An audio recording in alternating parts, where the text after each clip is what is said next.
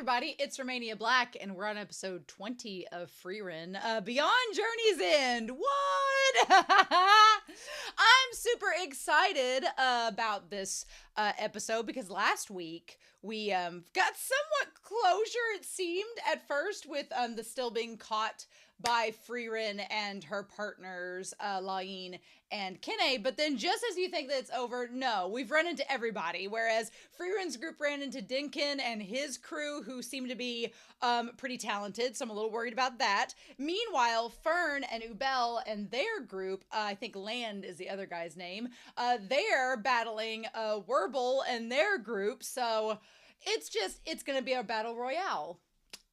It took us 20 episodes to get here. Usually when I think of series like this, when Frieren started, I was like, oh, it's going to be kind of like Dungeons and Dragons or like Final Fantasy or something like that, because I'm not as familiar with the genre as with other genres. And so far it's been so chill and laid back and just episodic. And now it's like, oh, now we're going to battle. Cool. Right as we're getting into the third act of the series. Okay, cool. Nice. I did want to go ahead and record ahead because of scheduling this week. So I haven't gotten a chance to look at the comments from episodes 17 or 18 yet. So I'm going to look at those for next week. So I am going to record a little bit ahead. So that's just to let you know. But I did have a comment from the Discord from Very Amura, who said that Wirbel's voice actress is the same voice actress as Lena from 86, which I finished on this channel a few months ago. And that's interesting. Lena and Wirbel could not be further apart in terms of personality. So kudos to that voice actress for having the range, because I never would have guessed that that was the same voice as her. I thought that's pretty cool. So thank you for that information. And before we start, I want to give a very quick shout out over to our philanthropy tier over on Patreon, because y'all support me each month. I'm very thankful for the supporters I have on YouTube, the ones I have on Patreon. Regardless of what tier it is, any support is helpful. But the people in the philanthropy tier, they get a shout out because they help me out way more than anybody else, and it's really, really appreciative. So with that being said, I want to give a shout out to Alex Cornejo, to Anime Annie, to Be Happy, to Dana, to Destiny Marie. I have to say it like this. Danger Zone! To Eric, to Kiri, to Elfreya, to Lyndon, to Matthew Palfinier, to Murphew, to Nameless Monster, to Nicholas, to Trails, to Translucent Men, to Sunspots, to Shimuyama, to Danny Donmai, to Inli, to Donovan, as well as to Ichu. Thank you so much for your support. I really appreciate it. All of my love. So my dogs are probably gonna be needy because it's the afternoon as I'm recording this, and like one's at my feet, the other's like over here gnawing on a bone. But I was like, I definitely want to go ahead and watch this episode and see what we get. So I'm pretty excited, but I hope you all are as well. We're not going to waste any more time. We are going to start episode 20 of Frieren Beyond Journey's End, and we're going to do that here in 3, 2, 1, and let's go.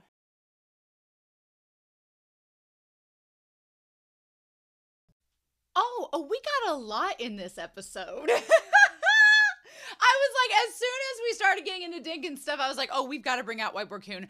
Oh my gosh. So yeah, I don't know how long this manga is. I know obviously there's probably, hopefully, fingers crossed, going to be a season 2 of Frieren, but I don't know how ongoing the manga is, how long it is at this point. However, this series does something very, very smart, and that it has slowly set you up into this world to understand Frieren and where she's coming from, and just how removed she is from the world and removed she is from the political climate and everything surrounding it. Because I mean, to Frieren, that doesn't mean jack shit to her. She just went on a big thing a few episodes ago about how she didn't really even see the point of the mage exam. She was like, I don't get why we need this. She's like, here's my emblem I got 1,000 years ago. A mage is a mage, right? She doesn't care about the political climate, because for Frieren, politics and stuff change like every couple hundred years. She's like, how many political parties has she seen come and go? And she's just like, whatever, as long as people are safe, it is what it is. And there is kind of like a, I don't want to say naivete with that, but I could definitely see why someone like Denken would be kind of offended by how like flippant she is and how she doesn't care about, the status of such things. He seems to care quite a lot about it, because he's been the leader of organizations, and he's been the leader of different groups, and he's been in charge of overseeing people, and he's seen trends and stuff. And so for him, I feel like, and I'm just theorizing, we don't know a lot about Denken yet, but from what we've seen, I imagine that he takes this stuff very seriously because he's very invested in all the people around him and himself and those who are involved. Whereas Freiren's just kind of like, other than medieval fantasy Jesus that I had maybe a crush on and my friends that were with them, she's like, I don't really care. And I think that that's why him and her are going to come to blows, because he's like, what do you mean you don't care? And she's going to be like, well, she's like, in the grand scheme of her life, that's not going to make much difference. So we've got a lot that's going to be talked about in this episode, but I really like the subversion we had with Wirbel's character. I love it. I was like, yes, he comes across as being this stone cold, I'm going to kill everybody I see, and then you break it down and it's like, no, he's a nice guy who's just had to fight in these wars. And that's just how it is. So this episode's called Necessary Killing. And the whole point of it is picking your battles and what do you need to do and what do you have the choice to do. And so I think that that's a really good thing. And here's the thing I like about Frieren. It gives these really good messages and really good points about peacekeeping and about being anti-war and things like that. But it does so in a way that's not preachy. And it's not so much in a pacifist way where people be like, well, that's not very idealistic. No, it does so in a way that's very realistic and very much fits like these characters and their demeanor, and saying like, no, you don't have to kill everything that moves just because you're being threatened. There are ways to go about it, and it's smart. I like that this series takes its time to show that, yeah, there are other ways of solving these problems. We don't have to just kill everything in sight. And it does so in a very intelligent manner. And I appreciate that about Frieren, that it finds a way to not only show the realism, but do so in a way that isn't just doom and gloom and despair. Frieren is very much not that. It creates tension. You go, oh, I don't know how I feel about this, but it does so in a way that isn't so despairing and sorrowful compared to, other series that I'm reading and watching on this channel. So yeah. So what's interesting is we get a little bit of backstory and some ideas about everyone's abilities. So we need to write those down here. Ubel, our sweet Ubel, I like her a lot. She's great. Her power is within 5 meters. She can fire a trajectoryless blade attack. So I like that her attack is limited to 5 meters, which is why it makes sense she lures the bandits and the others near her. So she wants you to get close to her, and then she gets in and attacks real quick. She's not a long range fighter. She's just a short up close fighter. And that makes a lot of sense with the battles that we've seen so far with her. If she was in a long range fight, she'd be in trouble. But that's why she kind of she comes to you because she knows that's where her wheelhouse is. His seems more like, what's interesting is he seems more like he has this little blade that he uses, but he also has the ability to kind of bind anything he looks at as long as he looks at the whole thing. So we'll put him up here. He has the ability to bind anything he sees. So it really was bad luck that he couldn't find the bird, because if he saw the bird, they would have had it instantly and none of this would have happened. It was just bad luck that he didn't see it. What can we do? What can you do, right? It's like the bird flying behind Frieren and the others when they first came across it. But I like the idea that his spell is kind of like a bigger version of the one that Frieren used on the bird and everything. The spell she used that she taught Fern is just within it's within 50 centimeters. This is anything he sees. So I like that. Also, it's a kind of spell that you can use more for defense. Like you can bind somebody until you can get far enough away to get away from them, or you can bind them so that you can dispose of them or trap them or do whatever, but it's not necessarily killing. I thought when we saw the name of this episode that it was going to be about how Wirbel was like, I've got to kill this person. Not necessarily. And even Denken's like, we don't have to kill them.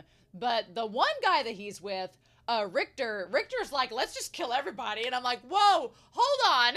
Hold on there. His moral grounds are a lot different, right? Interesting. So he manages to bind her. Then we have Air. And Airy, get her on here.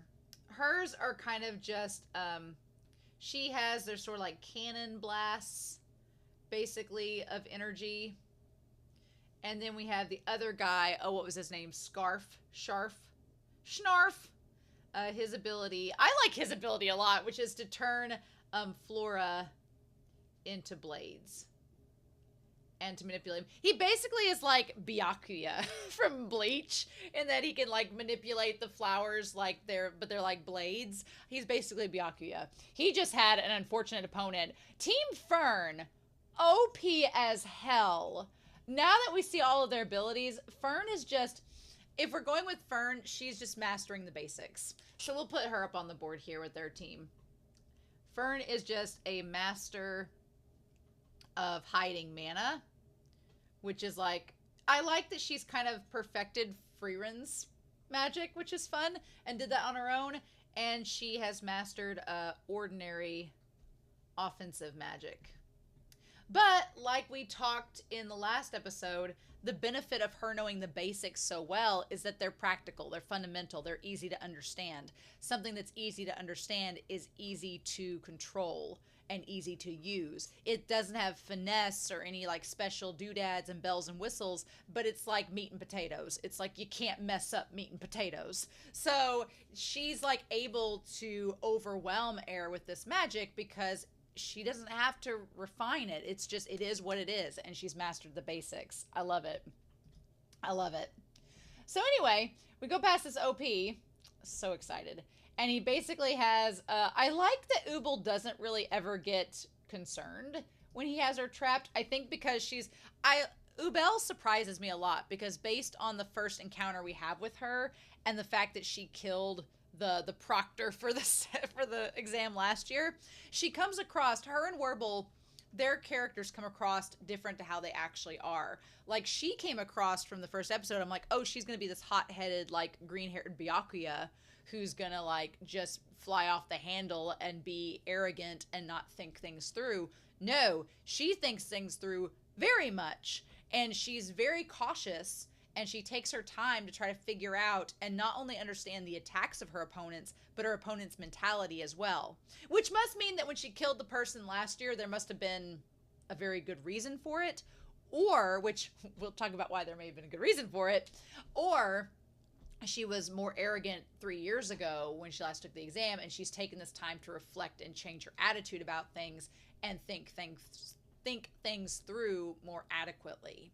Either way, I really like Wirbel. She's a lot more calmer and cautious than I anticipated with her character, and I like that. She's definitely, her and Fern both have like the resting witch face down perfectly, and I'm like, go girl. But I really like how her character, I was expecting her to be a lot more emotional and over the top, and she's really not. She's a lot more cautious. And then Wirbel, I expected him to be more cutthroat and more cold and menacing, but he's really not. He's sweet. He's a nice guy. He just is doing what he believes is necessary to keep battling with the mercenaries and to help save those around him. He kind of has a Himmel vibe in some sense. Richter, who seems like the most bland, like, white rice of the group, is the most cold-blooded and menacing so far, and I'm like, he was the one that was not on my list at all to even watch, and he's like the one I'm concerned about the most with the two girls. So yeah, I like that Wirbel is really just kind of like, he's like northern Jon Snow Wolf Himmel is basically what he is, right?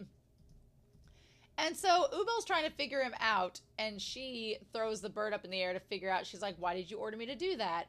And then realizes he has to watch her at all times to keep her bound. And then she goes to attack him. But the thing about it is, he's like, he kind of points out with her, he says, you were trying to blind me and get my ability to not work by going for my eyes. And she's like, yeah, duh.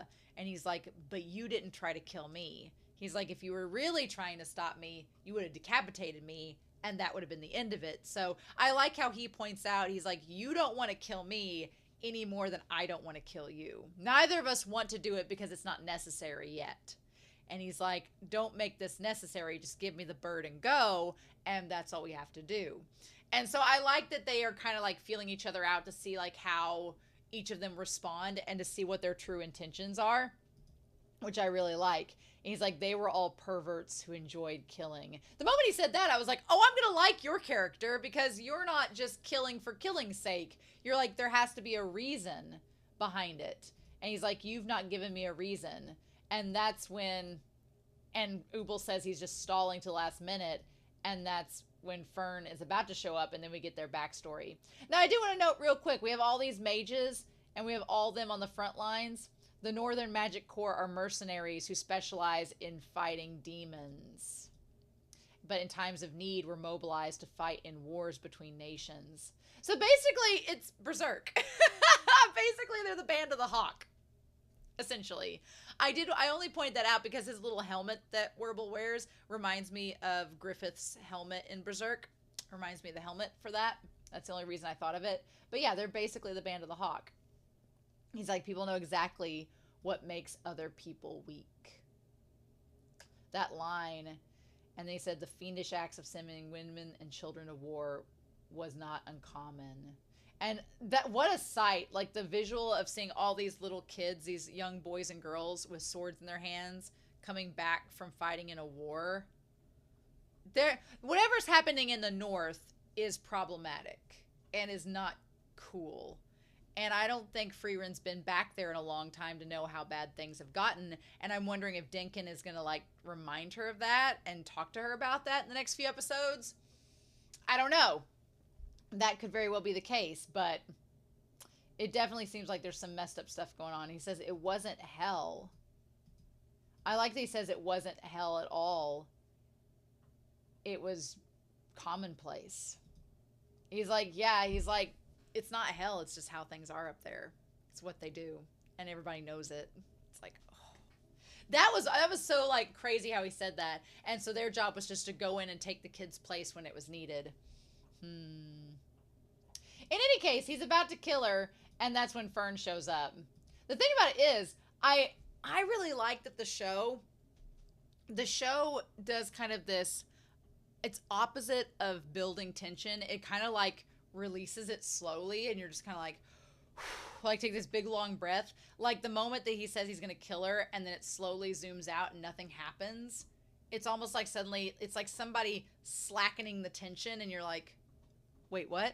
And that's what it felt like. It was really well done. It kind of does the opposite of what you expect, because what you expect is like, it's like, are you gonna kill me? And there's these dramatic close up, and the music heightens. It's like dun dun dun, and here instead it just pans out slowly. And the air diffuses. And you're like, oh, he's not going to kill her. But why? And that's when Fern shows up. Now, Fern is really good with a poker face. Fern shows up, and he's like, I was prepared to kill you. He's like, I may hesitate, but I've always killed everyone I had to. And then right when he says later, that's when Fern shows up and tells him not to move.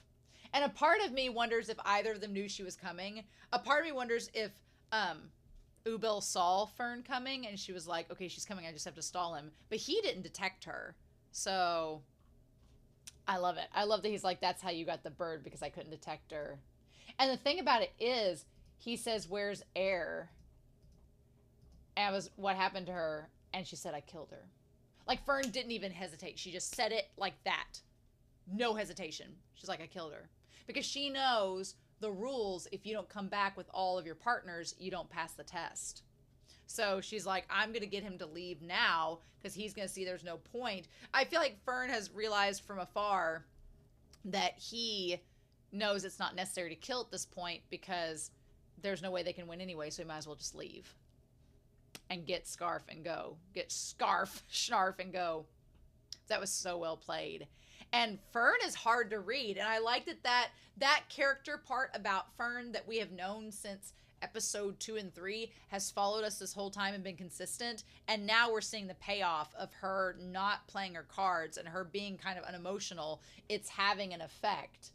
And that eye twitch that Wirbel said in that moment, that he just sat there and his eye like twitches just a little bit, and then Wirbel's like, because Wirbel we know would kill.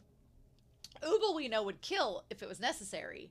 And Fern, he's thinking, well, they're in the same group, so they probably have the same like-minded strategy. So he thinks that she'd be just like Wirbel. And that gets him to leave. Ah, it's genius. I love how well played it is. And then he goes. And I like that Ubel's about to attack him, and he's like, hey, we're leaving without this becoming a thing. If you want to make it a thing, attack me, but there's no reason for it to be a thing. I love it. It's smart. It is so clever that they're like, we don't have to make this a war zone. You can let him go. And then Ubel's like, you're a good liar. She's like, you're a good liar. And Fern's like, yeah. I feel like Ubel and now Sari is making Fern and Frieren my bisexual queens. I'm like, I would ship Ubel with Fern. Stark, you got competition. We got a red-haired boy and a green-haired girl with purple over here. You got competition, Stark. You better get on this because Ubel gonna snatch your girl up. I'm all here for it. Meanwhile, I like that Ubel says, yeah, Four Eyes is fine. He's quite the pretender. Fern's team is OP as hell. You have Ubel's like fearless and she's merciless. Fern is merciless and kind of OP as hell. Then you have Land. And Land can make clones. He can make copies of himself and use them as clones to fight in his place while he examines his opponent. I love it. And the clones can take damage and look like they're suffering. Oh my God. That whole part where he just like pushed up the glasses, I'm like, it's always the quiet ones. In this series, it's the quiet ones you gotta watch out for. And there's so many quiet ones. It's just like, oh no. I love the battle with Snarf, and Land. I love the battle. And I'm sorry, you have your light-haired protagonist and dark-haired antagonist. It's shipping fodder, right? I love it. It's so good. And how fast he is in that moment. And then he zaps him to knock him out. Oh, it's so good. It's great. He just leaves him. But again, Land says, I don't trust other people. I love that Ubel's group are just three insanely cautious OP individuals who managed to get the bird. And so they're going to be fine. They're going to make it back and be good. It's Frieren's group that we have to worry about now, right? It's Frieren's group that may not get the bird and they may not pass the exam. Fern may still pass and move on to the next stage, but I don't know about Frieren. I don't know how that's going to work. I'm still, like, part of me I want, obviously, Frieren and Fern to both pass and make it through, but I don't know if that's going to happen or not. At least Fern's group might pass, and she might make it, but I don't know about Frieren. And then it's almost like Wirbel and them get rewarded.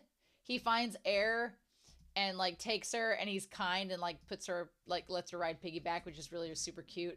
And then they find Sharf and take him with him. It's almost like they get rewarded for his kindness with the bird landing and them being able to get it. And so they're going to be able to make it to the next round. Super excited. I love that.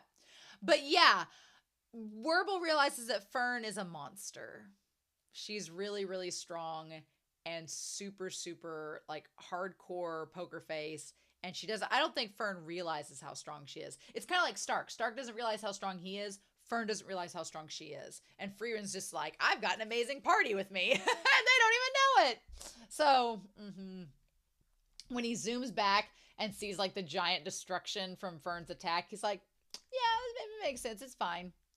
So what I like about this, other than Sarf being like, claps in the flowers and then them just like carrying him around, is them talking about it raining outside the barrier.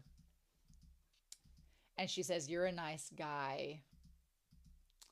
Is it the kindness the reason that you fight demons?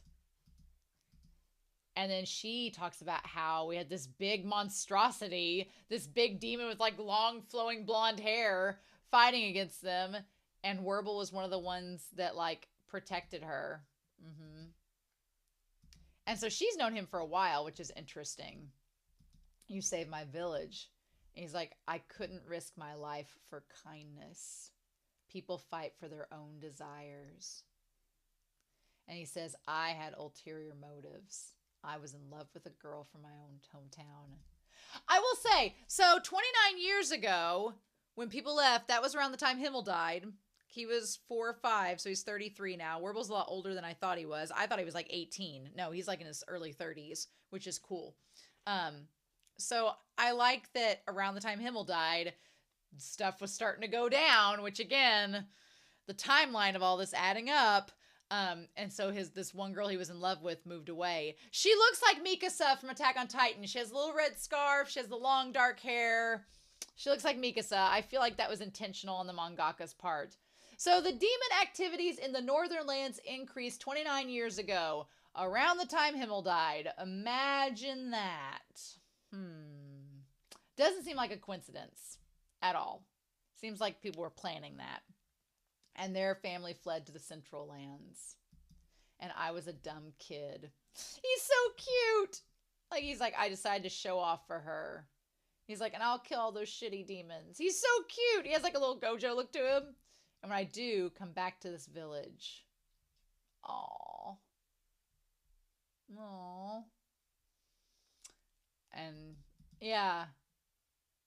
And so he's like, I have to destroy. He's like, I don't even remember her face or her name anymore. But he's like, I promised to kill the demons, so I've kind of set it up for myself. And I like the heir's like, all right, that's really cute. You're a good person. You're a good man. She's too young for him for me, but I still like it. Meanwhile, they're like, what does they say here? Oh, so her dad is a first-class mage. Interesting. We could travel by land. And then they hear something. Oh, no, they see the bird. So we find out that her dad is a first-class mage. So she's just a Nepo baby. Her dad is a first-class mage. We don't know which one, but is he one of the ones in the picture? Not sure. Okay. So as they find the bird, we come across Denken and them. Denken is so badass. I freaking love him. He's so freaking cool, and I want to know more about him. I want him and Frieren to become friends, but I don't think that's going to be the case. I don't think Frieren and him are going to be friends. I don't think so, because I think that his interests and her interests are so disaligned.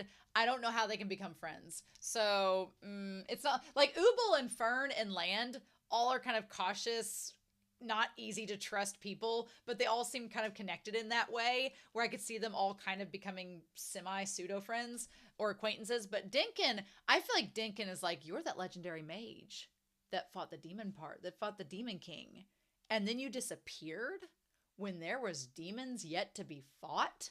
I feel like he's going to try to give her a hard time because she wasn't there for the aftermath.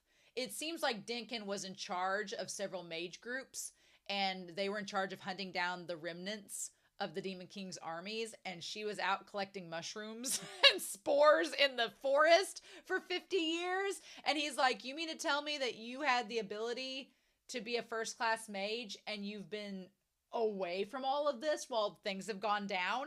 Excuse me? And she's like, what do you want from me? She's like, it's only been 80 years. Let's be real.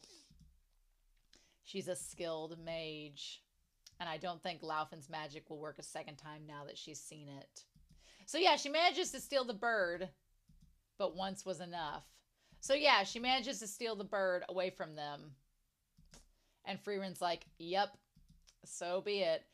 Now, before we get to that conversation, we cut back to first-class mage man and mage woman, who are the ones that Denken call monsters, or Richter called monsters, because they've been granted a special spell. They were given a spell to do anything. So here's the thing. And the stills just gather around them. That part, the eeriest part about this whole thing with the two first-class mages is that the stills are just around them, and it means their mana is completely hidden. Like, they've completely hidden their mana to where the birds don't even detect it. That's the scary part. Their mana is completely hidden to where they can't detect it. That's terrifying. So, yeah. So anyway, we come back to them just having tea, waiting on them to come back, and they make the comment that they think a third of those that entered will be able to come out. So if there's 57 participants, they anticipate only like 20 so will get past the first test. And they'll narrow it down from there. Interesting. So her and him talking about, aren't you the proctor? Oh, Sensei for the second test. So we have Sensei so we have our first class mages. Sensei is one of them. She's interesting. She's going to proctor the second exam, which is fascinating. And then she's like, you killed a few promising test takers again, Jeannot. So Jeannot, I think, can turn into one of the birds. He's Birdman. I think he can turn into the bird monster. I think that's his spells to become a bird, which is interesting. Because she's like, you killed a few of them. And he's like, don't make me laugh. It wasn't me. It's like they killed themselves is what he's trying to get at. And she's like, either way, choosing a target immune to mana detection for a mage test wasn't very nice. And he's like, well, we ain't here to be nice. Whether or not they catch one comes down to luck. And he talks about luck being a skill, which I've watched enough sports anime to know that that's been talked about a lot, of luck being a skill. And that this is a battle that's just masking itself as a competition. Interesting. Some test takers have captured a still without relying on luck. So he's been flying around watching them, basically, which is terrifying. So anyway, and she's like, who do you think is going to survive? And he's like, a third will be left. So 20 or so. And Denken will be among them. His skill is comparable to a first-class mage's. Ooh. And she's like, what's an old man only interested in wealth and political power doing trying to become certified now? Is he doing it for the privilege? And the privilege is getting the spell. Yeah, getting the spell. He's getting up there. So is he going to try to find like a spell for immortality? So the privilege that we talk about, the privilege is you get any spell from Sari. We're going to talk about Sari here in a little bit. But okay, so we know that Laufin can move fast. We know that Richter is basically an earthbender, which is a good spell. And then as far as Denken goes, we don't know what Denken can do. He's keeping his abilities very close to the vest. I think for, you know, he's kind of like Frieren. He keeps his magic very close to the vest. And so they established that Denken has been, you know, wanting political power and wealth, but what kind of spell is he wanting from the privilege? Is it immortality? What has he got on his mind?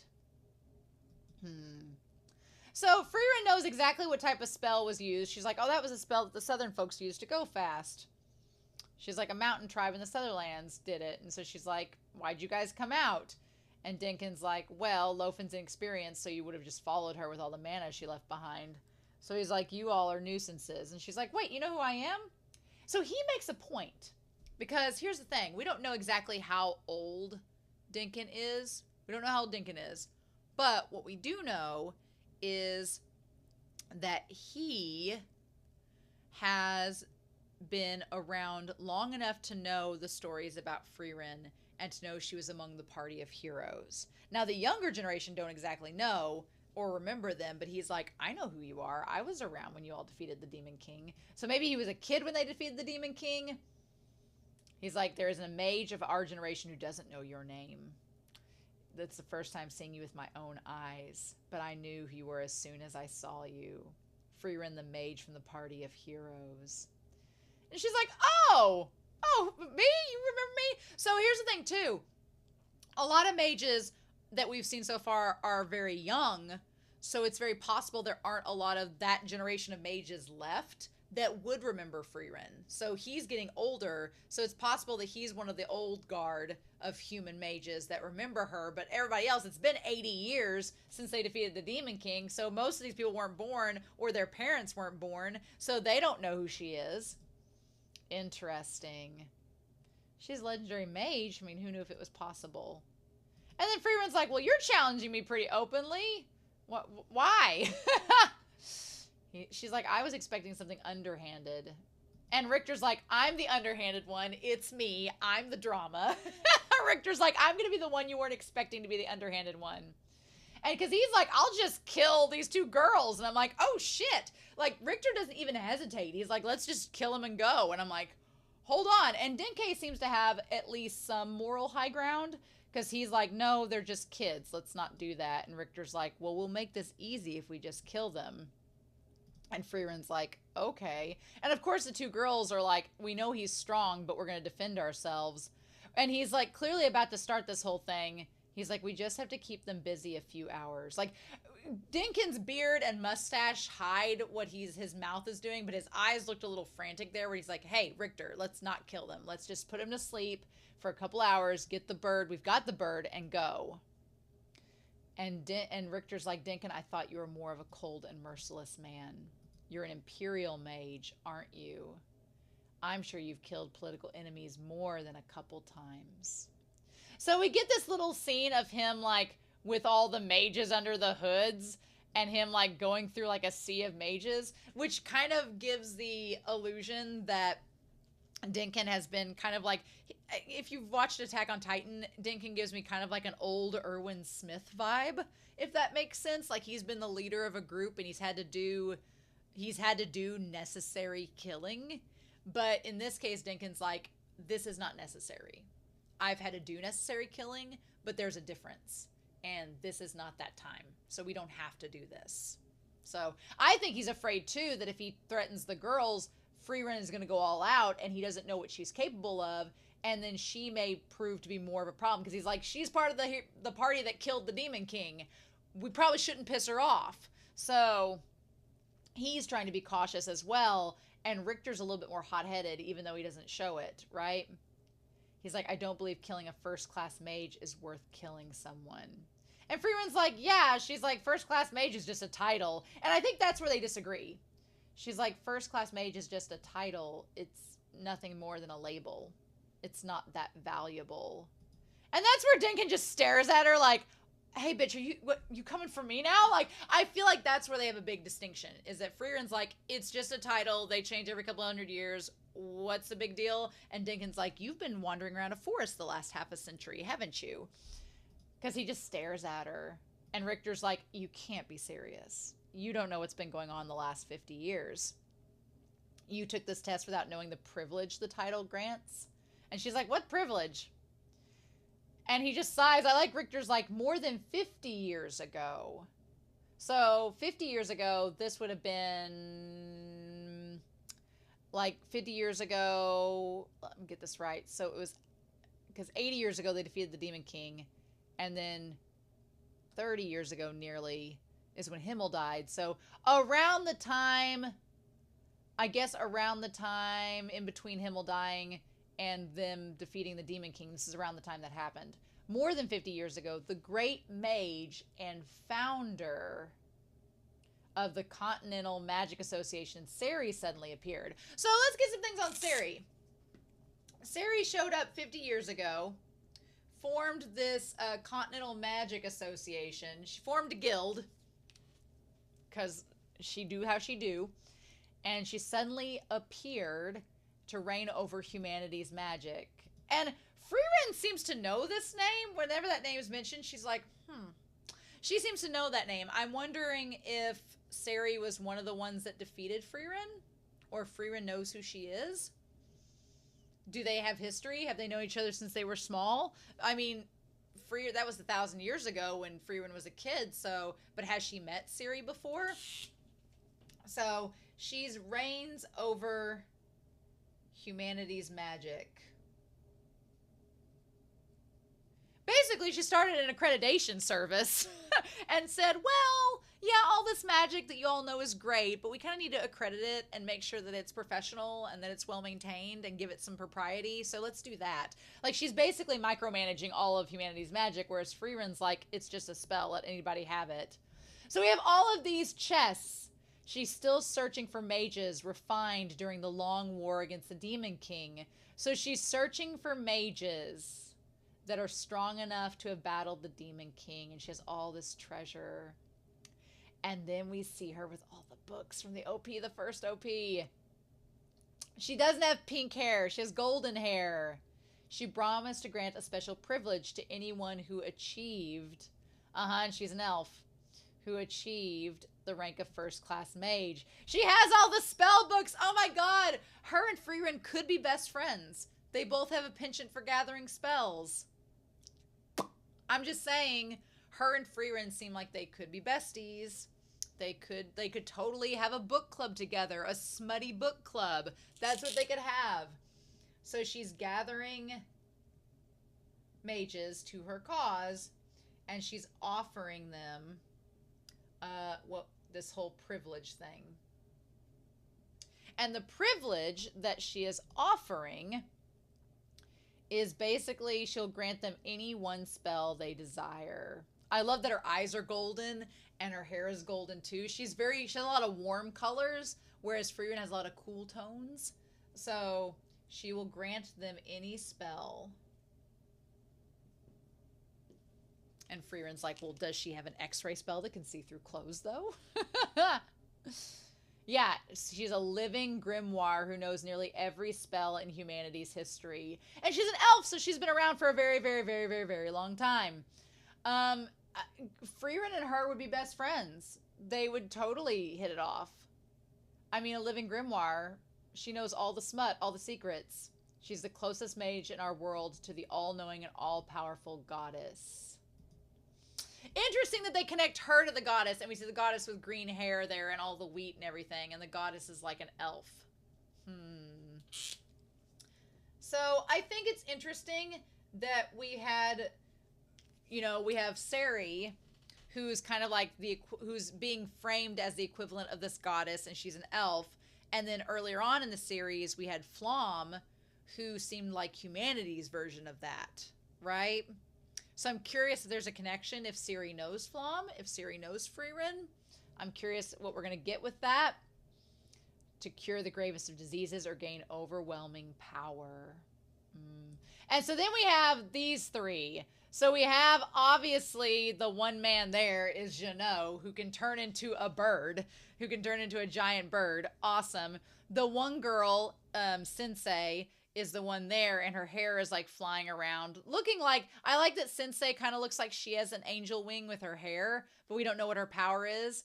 And then we have this one guy who has the glasses, and he has like what looks like a claw coming out of his backside, like a wing. Interesting.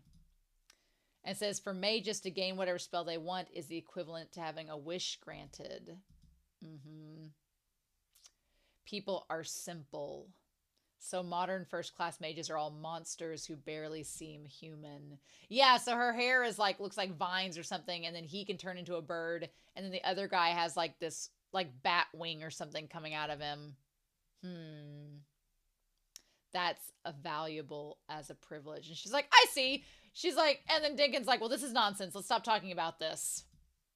Frieren's like, cool. I like that Frieren's like, I don't really care. I've got like all my home remedies at home. I don't need a Wikipedia. We're cool, but I guess that's neat. I feel like Frieren would have no spells she would really want, except she'd like to just go hang out with Sari and read all of her books. And so Denken, people like you who don't care about the privilege are in the minority. So yeah, Richter's like, I want to become a monster too. I want the special spell, so these guys have to go. Just because you're in it for some weird moral reason, to Richter, he's like, that's not my problem. And so Denken, he's like, keep her busy for 1 minute, and that'll be enough time to kill the two of them. And Denken's like, don't make me say it again. They're just kids. We're going to put them to sleep for 3 hours. You can handle looking after some children, can't you? I like Denken slowly, like, revolving the staff. I love it. And Frieren's like, what, you crushing me? Okay. I love it. And so, apparently, Richter has earthbending powers, surprising no one. And there they go. And there you see him pop up around the other two drinking their tea. I love it. He's like, the young are too hot-blooded. And Frieren's like, yeah, I know. She's like, you're hot-blooded compared to me. Oh, I love that final stare with Denken just looking at her. Oh, I love it. Oh, my God. Oh, how dare they make us wait to see this episode. How dare. How dare. Frieren looks serious, though. Frieren looks like she is serious. And is like, okay, if I gotta fight you, let's go. Oh, it's like the most buildup for whatever is going to happen. But finally, we get Ciri. So finally we know Ciri. I'm curious about Ciri's backstory. I'm curious what Frieren knows about Ciri. I'm curious about what Denken's motivations are, what his goals are, why he's wanting to become a first-class mage. I'm very curious. So I'm excited to find out more. But I'm like, I want to ship Fern with Stark, but I also want to ship Fern with Wirbel. And look, I will always ship Frieren with her medieval fantasy Jesus, but if we've got to ship her with another deity like individual, Ciri might be right up the alley.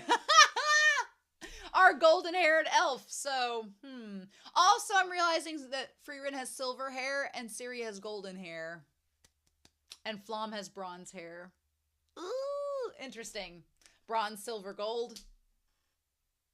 We'll see. So I'm curious to know your thoughts down below. I hope you all have a wonderful week. Please stay safe. Take care. And yeah, I'll be back very soon with more Frieren.